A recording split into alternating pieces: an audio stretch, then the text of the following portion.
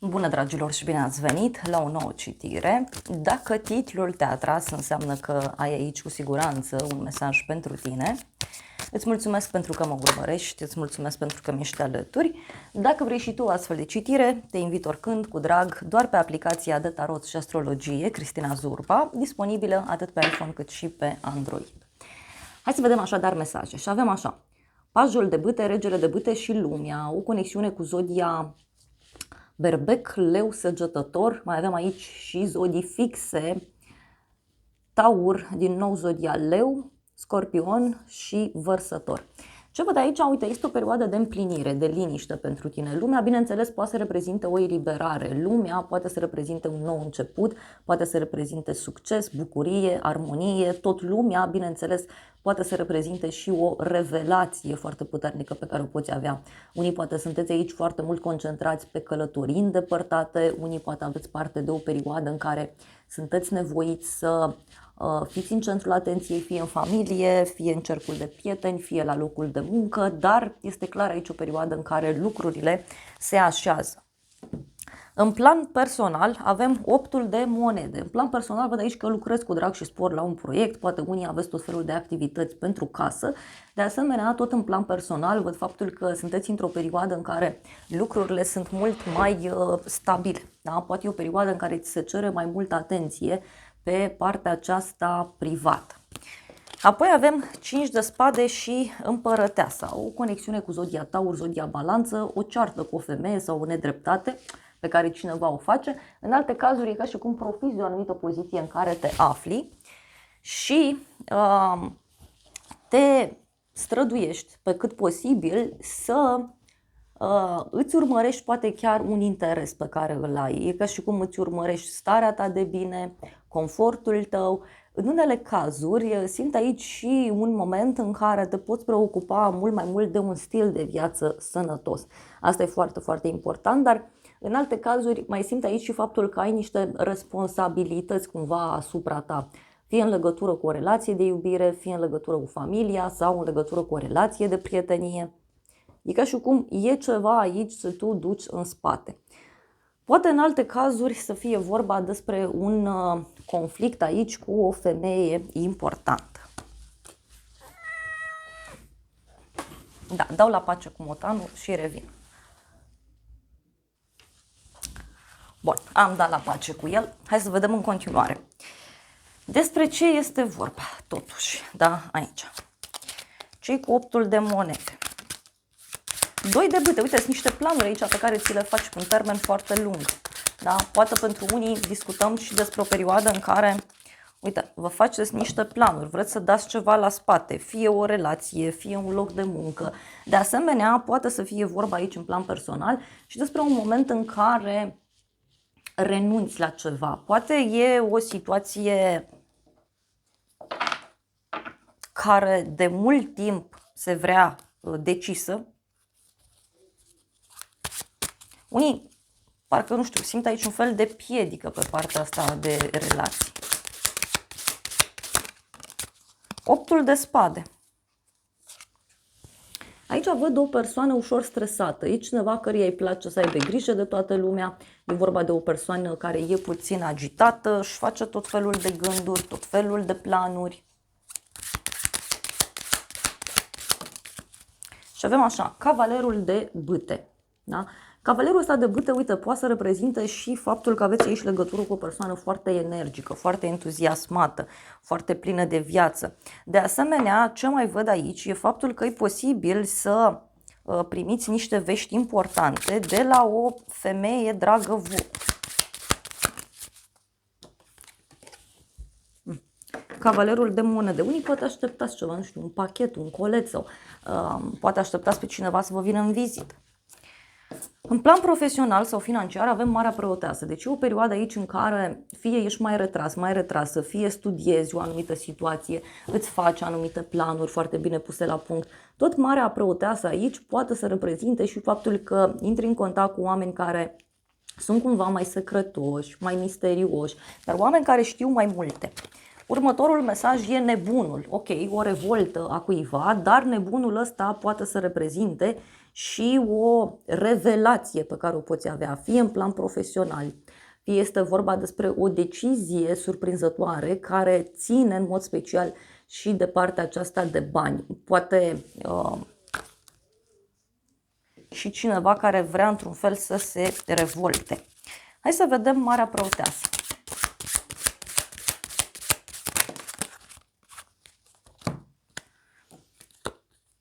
Faetonul, asul de cupe și 3 de bâte. O conexiune aici, uite, cu ideea de drum, de victorie. Unii poate aveți parte de o victorie, de o bucurie. Asul de cupe și 3 de bâte. Aici poate să reprezinte și un nou început. E ca și cum pui un pas înainte. Acționezi într-un mod diferit.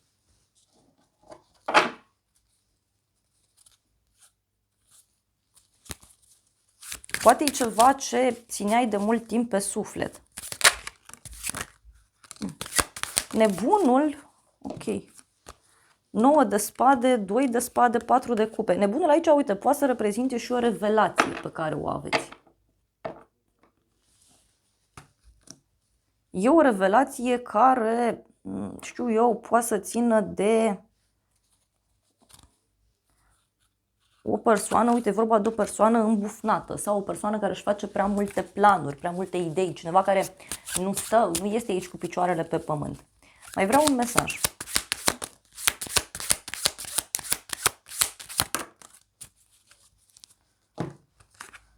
Și avem așa, 3 de spade, cavalerul de spade. Ei, aici eu cred că e cineva care răbufnește, da? E o persoană care, nu știu, se ceartă sau o persoană care e agitată, e dură. Poate să fie vorba și despre o persoană care reacționează așa într-un mod mai complicat. Mai vreau un mesaj.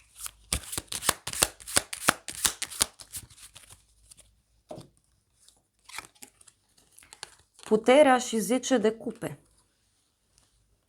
O luptă care fie ține de ideea de familie, o luptă care ține de ideea de prietenie. Dar uite, poate avea legătură și cu un nou început. Pentru alții poate cineva aici care, știu eu, prin intermediul profesiei vrea să se apropie de tine și îți face o propunere de dragoste. Surpriza în toată povestea asta, justiția și 8 de bâte. Surpriza are legătură cu o decizie fulger pe care cineva o ia. Fie legată de partea profesională, fie este vorba despre o decizie fulger legată de partea aceasta personală, pentru că e clar aici, uite, o decizie cu viteza luminii. Poate să fie și un mesaj pe care îl primești foarte rapid. Hai să vedem, justiția.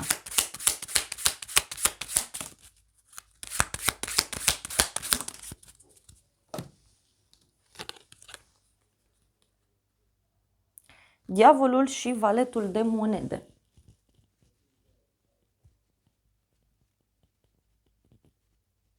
Surpriza poate avea legătură cu o decizie financiară sau o hotărâre legată de o persoană mai tânără, o hotărâre legată de o persoană foarte stabilă financiar. Mai vreau un mesaj, ce cu 8-ul de bâte?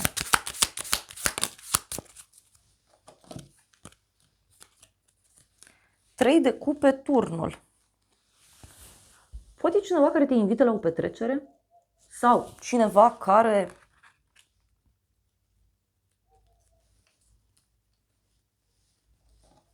își dorește să acționeze într-un anumit mod.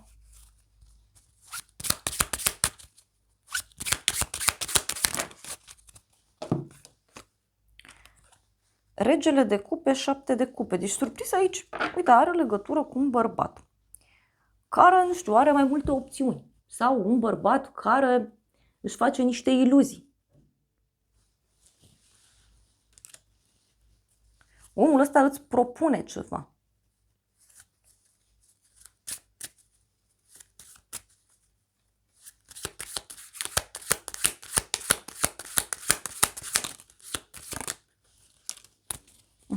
Și avem așa, 5 de monede, regina de cupe și 10 de monede. Surpriza. Surpriza, uite, poate avea legătură și cu o decizie fulgeră a unei femei de a pleca, de a părăsi. De asemenea, mai văd și o legătură cu zodii de apă, rac, scorpion sau pești. Eu cred că e cineva aici care, nu știu, renunță, dă la spate, cineva care își dorește să... Uite, a mai ieșit 8 de bâte și soarele. Eu cred că are legătură cu o clarificare. O clarificare a unei situații. O clarificare atunci când te aștepți mai puțin.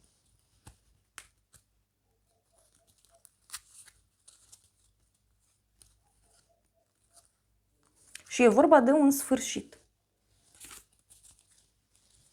Un sfârșit poate a unei situații care nu e foarte serioasă sau n-a fost foarte serioasă. Hai să vedem despre ce este vorba.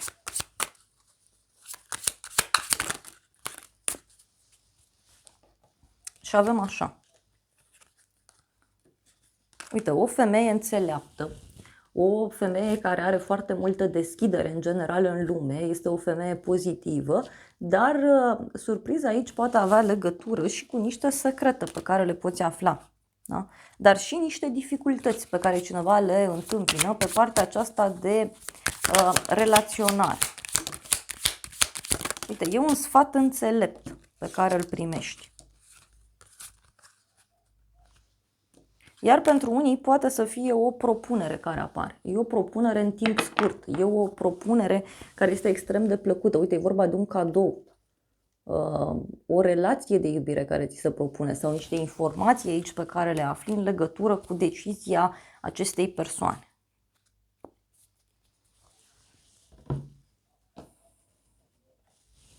Hai să vedem ce zice acest oracol.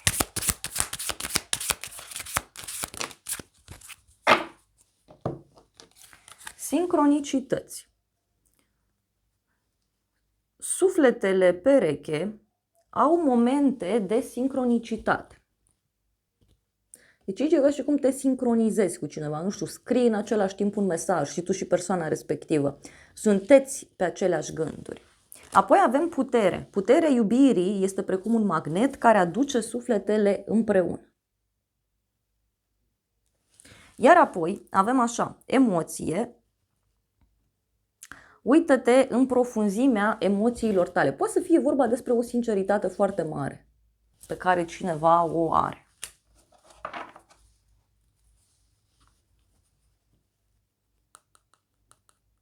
Sufletele pereche conțin un aspect unul din celălalt. Deci poate să fie o oglindă, nu știu, care ți se pune în față. Dar ce avem aici, așa, Cupidon este în aer, da? Iubirea e în aer. Și e ceva legat și de dragoste. Bun, hai să vedem ce zice tarotul meu în legătură cu situația asta. Ce zice tarotul meu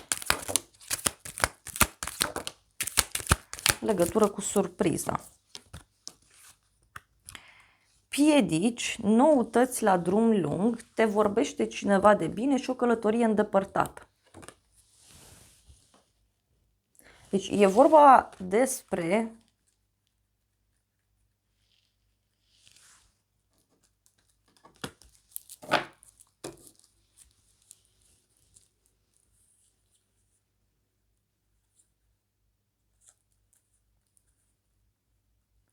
uite, cineva care vrea să te revadă.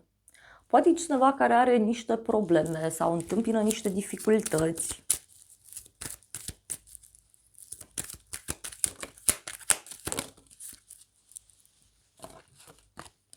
Avem așa, cunoștințe noi, dragoste sinceră și intrigi între femei. Niște persoane noi care apar în viața ta. Sau, în unele cazuri, poate să fie vorba despre o colaborare nouă, o persoană nouă.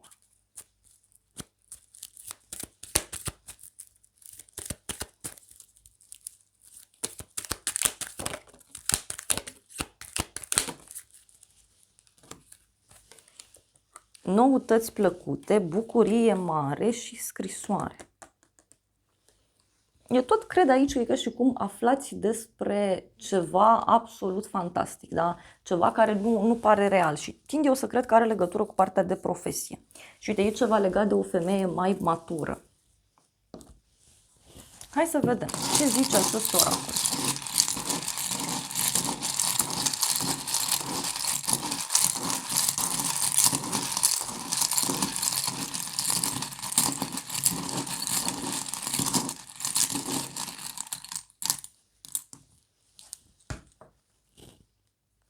Și avem așa, magic, cifra 7, sincer, viitor îndepărtat, iar apoi avem tânăr, un nou început.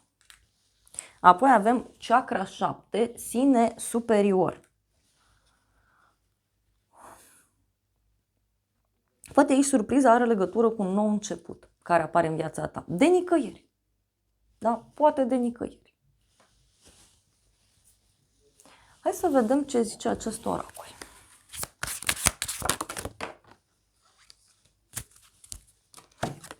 Avem așa, ciclul feminin, reconectează-te cu tine. Ești o femeie care are foarte multe abilități. Apoi avem așa, îmbrățișează,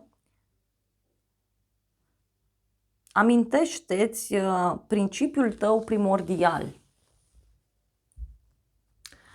E despre abundență aici, eu așa simt. Și avem calea frumuseții. Pășește pe calea frumuseții tale, care îți ridică sufletul. Ăsta e sfatul. Deci e aici ca un fel de decizie karmică, dacă e să mă întrebați pe mine. Și avem mama pământ. Uite, ci că realizează o nouă conexiune cu natura. Deci este clar aici că ți se cere să te apropii mai mult de natura ta, de tine, de ceea ce tu îți dorești personal.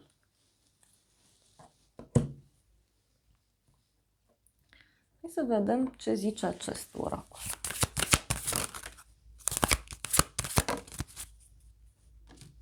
Avem așa, elementul pământ, următoarele zodii, Taur, Fecioară, Capricorn, iar apoi avem zodia Scorpion.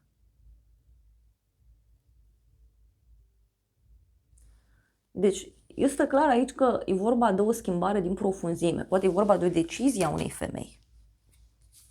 Uite, este o decizie foarte puternică. Na. Dragilor, acestea au fost previziunile de această dată. Eu vă mulțumesc pentru prezență, vă îmbrățișez cu drag, sper din suflet să vă fie de folos informațiile și să ne revedem cu bine și data viitoare. Eu vă doresc să aveți parte de o zi sau de o seară cât mai frumoasă.